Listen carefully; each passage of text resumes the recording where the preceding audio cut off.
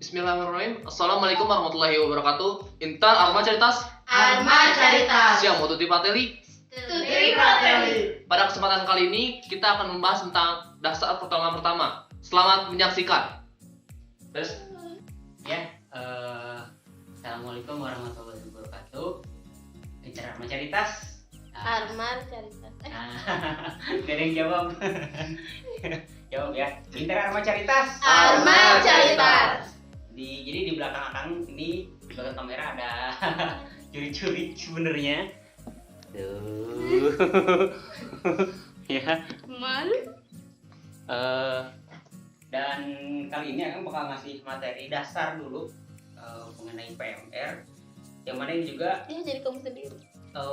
apa yang kalian harus lakukan ketika menghadapi berbagai penyakit atau berbagai kasus, ya, yaitu materi mengenai pertolongan pertama, ya. Sebenarnya kalau kalian lihat, sebenarnya ada laptop sih ya.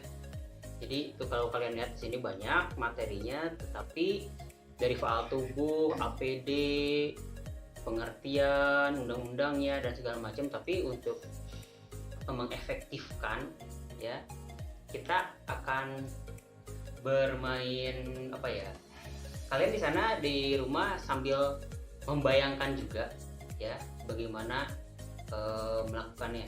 Oke, jadi kita bakal sedikit kurangnya nanti bakal simulasi. Jadi untuk awalan, ketika kita menghadapi korban, itu kan sebenarnya ada tahap-tahapnya. Gak bisa langsung bruk, langsung ada ngeliat darah balut, nggak langsung gitu. Ada tahap-tahapnya. Bayangkan ketika kalian misalnya amit-amit ya, ada kecelakaan di depan Semandak misalnya, jeger, tabrakan motor. Di sana ada apa? Pasti ada polisi yang lagi ngamanin jalan. Ada bapak-bapak riweuh mau ngangkut motor, ya. Terus ada keluarga korban yang riweuh juga, gitu kan.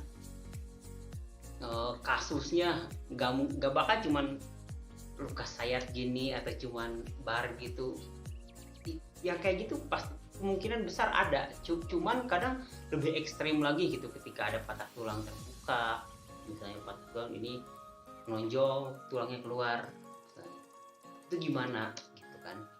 Itu ada prosedur khusus. Gak bisa langsung main angkat, main main lempar orangnya, main amankan, nggak kayak gitu.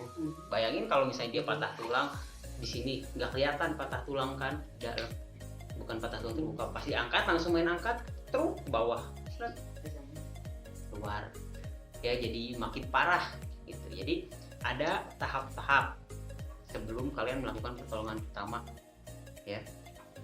Yang paling pertama adalah kita sebut penilaian. Jadi ketika kita masuk ke lokasi kecelakaan atau di tempat orang itu ada korban, kita pasti secara naluri menilai gitu, melihat ada orang sekitar, ada yang ngamanin, begitu. Kalau ketika contohnya pingsan di saat upacara, penilaiannya gimana? Dari UKS ke lapang upacara ngelihat dikerumunin nggak? Kayak gitu. Atau udah ada yang mindahin nggak? Gitu. Ya, itu penilaiannya dulu. Pertama penilaian situasi namanya itu. Ya, situasinya seperti apa? Aman atau enggak? Ketika kita datang. Kalau misalnya ada di tengah jalan tol, gimana cara mengamankan? Ya kita minta tolong ke orang, ke polisi, ke dishub, ya kayak gitu. Itu ngamanin, lihat situasi udah aman atau enggak. Yang kedua itu pastikan kita juga aman. Kita gak bisa datang langsung ada darah misalnya kita sentuh. Kalau misalnya kita lagi sehat, kalau nggak sehat itu bisa tertular, ya, tertular penyakit dari korban. Kita kan nggak tahu dia punya penyakit apa, ya, bisa jadi dia punya hepatitis, bisa jadi HIV, bisa jadi COVID mungkin. Ya makanya kalau dalam pandemi sekarang alat pengaman tuh ada tambahannya, maaf. Jadi untuk mengamankan diri, yang paling pertama kalian harus tahu, sadar kalian lagi sehat atau enggak. Itu aja dulu. Pertama itu. Ya. Yang kedua, baru menggunakan alat pelindung diri atau APD. Minimalnya ini masker medis. Ya, bukan masker scuba kayak gini ya. Bukan. Jadi olahraga bukan yang itu. Gak boleh kalau menolong orang. Tapi ini yang masker medis, mau yang ini, mau N95, mau yang apapun, penting masker medis ya. Lalu ini sarung tangan latex. Ini sebenarnya ini sarung tangan latex yang panjang ya, teman-teman ya. Ini sebenarnya sarung tangan latex untuk operasi besar. R right, L left, kanan kiri kalau di kalau di atas bawah. Jadi ada ini, pokoknya ini panjang. Ini sarung tangan latex ya, mungkin kalian nanti bakal tahu sarung tangan latex gimana. Bakal sering juga kalian apa ya, sarung tangan latex itu. Yang ketiga, kalau nggak ada kacamata, gimana? Kalau dalam masa pandemi sekarang, kacamata pakai case. Jadi mata, perlindungan terhadap mata. Nah, ya. Kan ada juga yang langsung pakai sama kacamatanya, itu boleh pakai. Ya, itu. Kalau masa normal biasanya dua doang, ini sarung tangan latex sama ini. Handscoon, sarung tangan latex dan masker. Kalau masa normal ini, kalau masa pandemi plus ini ya. Kalau kalian takut pandemi, saat pandemi apalagi lagi di zona merah ini ya.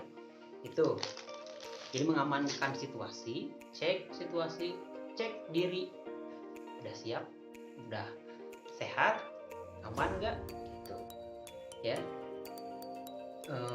Takutnya kan ada penyakit baru, habis itu aman nggak korban, posisi korban terhadap lingkungan, misalnya tadi dikerumuni orang. Nah itu harus diamankan, makanya salah satunya adalah kewajiban pejuang itu dia punya kematangan emosi, nggak ikut panik. Orang lain pasti sekitar panik.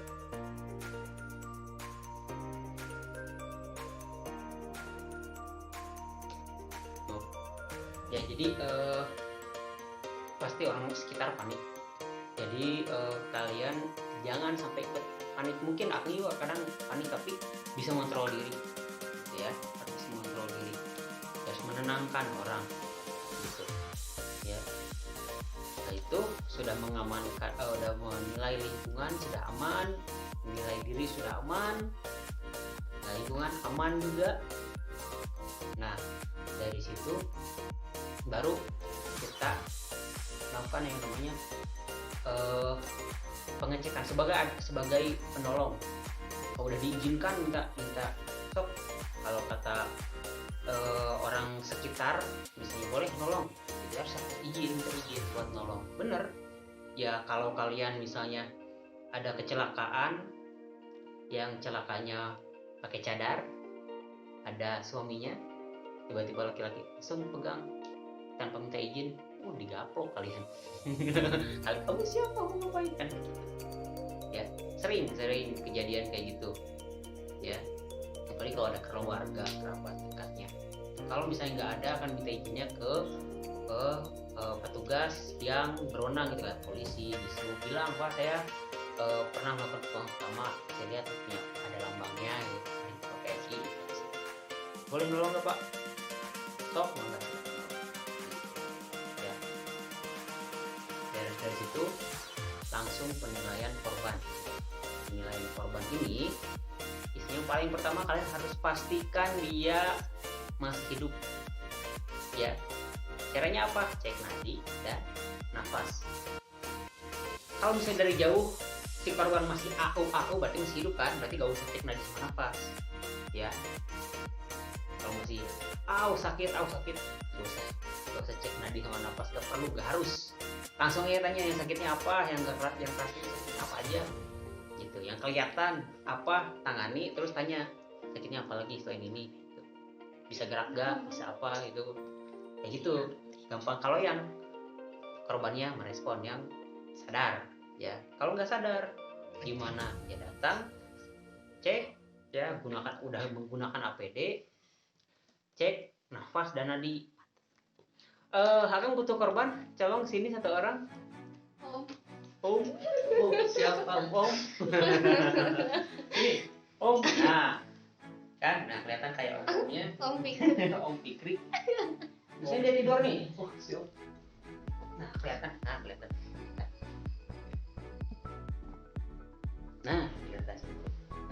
Salib cilok. Biar kelihatan pertama, Cilok. biar kelihatan profesional, kalian jangan nagok ya. Tolong jangan biasakan tak gitu.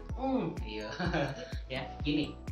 Posisinya kenapa? Biar perempuan kalau kalian gerak gampang. Dan lebih kelihatan profesional, ya. Jadi pas pertama datang, stop, kalian lihat, cek dulu nafas dari kalian. Kan udah sadar nih, kalau nggak sadar udah cek tadi di sini. Bisa 2 jari, bisa 3 jari, di sini, di kiri, di sini. Ya, di sini juga ada. Ya, cek sini. Tadinya, sok mangga, coba cek nadi masing-masing ada nggak? Kalau nggak ada, ditanyakan. Ya, cek nadinya, cari, oke, udah, cek nafasnya. Bisa dilihat dari sini kembang empisnya, perutnya, diafragmanya, bisa dilihat, dirasakan. Kalau kalian pakai latex mungkin nggak akan terasa, jadi cek sini perutnya. Ya, cek itu dulu. Percuma kalau kalian lihat perdarahan gede, menggenang ada darah, tapi dia nggak nafas, ya ngapain ditolong, misalnya kayak gitulah gampangnya mah. Ya udah kita hitam gitu, mungkin meninggal gitu ya. Udah beres. Kalau kalian lihat ada perdarahan besar, itu tangani dulu ya. Kalau kalian 2 orang, satu tangani perdarahan besar, satu ngecek nafas menadi ya. Perdarahan itu besar itu kayak gimana? Kalau misalnya di sini dia hampir putus tangannya, perdarahan besar, caranya diamputasi gitu. Atau misalnya luka sayat dalam panjang ke bawah, langsung ditekan gitu ya, langsung ditekan biar nggak keluar begitu perdarahan ya. Jadi C3 circulation, breathing ya, gitu. Sama C lagi tuh sama karus ini itu nadi ya, sirkulasi darah, breathing, nafas, nadi. CBC coba dah. Udah rogan belum? Gitu ya, itu ya, dicek nadi, nafas, udah. Nah, kalau aman, kalau misalnya satu orang perdarahan aja. Kalau cuma ada 2 orang, kalau satu orang, yang paling pertama itu tetap nafas. Kalau nafasnya sekiranya ada, nggak harus normal, ada ya, ada, udah diari dulu, cek yang parah, yaitu perdarahan besar ya. Baru kalau misalnya perdarahan besar udah ditorniket, udah digunakan, itu baru tangani yang lain ya. Mau itu dia luka, mau kalian mengecek, cek fisik semua, ngecek misalnya takutnya ada perdarahan dalam yang ciri-cirinya adalah memar, misalnya memar di sini, dicek, oh ruptur atau patah tulang di sini, ditusuk gitu. Jadi dicek semua secara cepat aja gitu, takutnya ada ya. Itu baru nanti ke penanganan selanjutnya, mau itu dia menormalisasi sirkulasi darah, sirkulasi nafas misalnya. Kalau ada patah tulang, pembidayaan, nanti kita akan bahas pembidayaan, nanti kita akan bahas pembalutan, macam-macam balut gitu ya. Terus sekarang penilaian dulu aja gitu ya. Kalau udah sampai selesai, ini udah sekiranya udah selesai, udah dibidai, udah dibalut, baru kalian bilang ke petugasnya sudah siap di korban sudah siap untuk dibawa ke rumah sakit ya. Jadi nggak langsung perdarahan atau langsung bawa ke rumah sakit, enggak. Kalau bisa ditangani saat itu harus saat itu ya, kayak gitu. Jangan nunggu ambulan dulu gitu ya, langsung. Jadi penilaiannya paling pertama yang secara sederhana ya, kita real gitu, penilaian lingkungan yang tadi aman atau enggak, sudah diamankan atau enggak gitu ya, penilaian diri sendiri yang gampang ya itu baru, dan penilaian korban. Jadi korban aman atau enggak, lingkungannya membahayakan korban atau enggak. Baru dari situ kayak tadi cek kalau bisa ngerespon ya enggak. Kalau misalnya respon kan kalau ini kelihatan, kalau nggak ngerespon ya kayak gini ya, mau lupa apa nggak sadar, udah biarin, langsung aja cek nafas menadi ya, secara real. Ini secara real ya. Kalau secara lomba nanti beda lagi ya, gitu. Nafas, kalau perdarahan di situ baru cek yang lainnya, penilaian penanganan yang lainnya. Simpelnya kayak gitu ya. Untuk penanganan luka dan lain-lainnya nanti akan bahas di pertemuan selanjutnya. Oke, kita aja dulu. Udah cukup. Ya tadi udah penilaian ya, teknik penilaian pertolongan pertama yang secara singkat, padat dan sangat jelas. Penilaian doang gitu, belum evakuasi, belum penanganan ya, penanganannya. Pertama Akang mau memperjelas dulu kan, mungkin ada sebagian dari kalian yang pernah ikutan lomba PMR kan, dia ditemukan sama telepon barang apakah ada saksi, apakah ada dan kayak gitu. Itu ada semua di penilaian lingkungan secara konseptual. Kenapa? Karena ketika kita datang kelihatan siapa saksinya, siapa yang mengamankan ya, kayak gitu. Apa ada bahaya susulan ya, berapa jumlah korban dan segala macem, itu ada kan, kelihatan gitu ya. Kalau misalnya nggak kelihatan, kalau misalnya tabrakan mobil saya tanya atau lihat toom ya, tempat misalkan itu ada berapa korbannya kan, kayak gitu ya. Jadi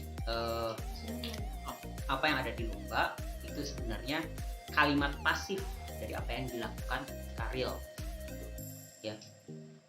Terus ini beberapa teknis yang harus diperhatikan ketika kita ada di lapangan. Ketika ada, misalnya kalian lagi hangout diam di UKS, tiba-tiba datang orang, PMR itu ada yang kesiram air panas, cepet sini. Biasanya secara otomatis langsung pada ini. Padahal mah harusnya paling pertama adalah tanya berapa orang dulu, ya. Terus ke sana seringkali nggak bawa apa-apa, nggak bawa alat, ya. Tanya berapa orang, siapa aja, gitu. Di mana, gitu aja. Tanya, baru dari situ siapin ambil alat, kayak gitu. Apa kira-kira yang butuh. Seringkali gitu ya. Pertama teknis yang suka kadang lupa. Praktiknya ya. Terus sama ketika kita nemu juga di lapangan ada kecelakaan, lagi enak diangkut, duduk tiba-tiba di samping jeger aja, terus si mama angkat juga pinggir lagi, dia turun lagi, naik malah ikutan ribuh gitu. Nah di situ kalian harus menenangkan orang-orang sekitar. Minimalnya anak PMR kalau pakai lambang ini gitu ya di jalan, kalau nembang kayak gitu, minimalnya itu salah satunya menenangkan, jangan dulu, jangan langsung main angkat, main ini, amanin dulu. Jadi kita ngasih komando ke masyarakat yang lagi chaotic, yang lagi confused, yang lagi bingung, yang lagi panik. Jadi ngasih order ya di situ. Pak, udah ini bisa ada patah tulang, tolong Pak atur dari arah sana sama arah sebaliknya dibuat satu arah dulu. Itu misalnya saya cek dulu, takutnya ada patah tulang. Kalau langsung main angkat, takutnya malah makin parah kan, kayak gitu ya.